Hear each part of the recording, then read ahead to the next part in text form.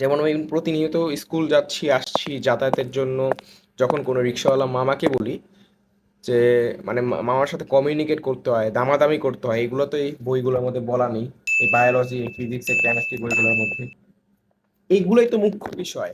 কেননা আমি যে নিয়মিত যাতায়াত করছি এটা আমার জীবনে মুখ্য বিষয়, মানে আমার জীবনের বর্তমান সময়ে গতানুগতিক 24 ঘন্টার দিনে মুখ্য বিষয় হয়ে দাঁড়িয়েছে। কিন্তু সেগুলো মুখ্য বিষয় বাস্তব জীবনে, কিন্তু এটা মুখ্য, কিন্তু আমাদের মুখ্য বিষয় বানাতে চাওয়া হচ্ছে এই পাঠ্যপুস্তকের মধ্যে সীমাবদ্ধ বিষয়গুলো নিয়ে, যে মাইটোকন্ড্রিয়া কাকে বলে।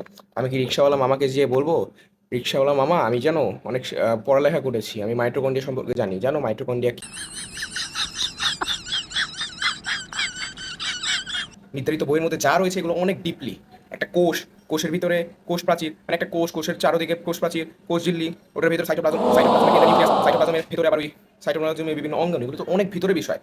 আর এখানে ভাই বাংলাদেশে মানুষ না খেয়ে মারা যাচ্ছে, আর আমি এই সকল ডিপ বিষয় নিয়ে স্টাডি করতেছি।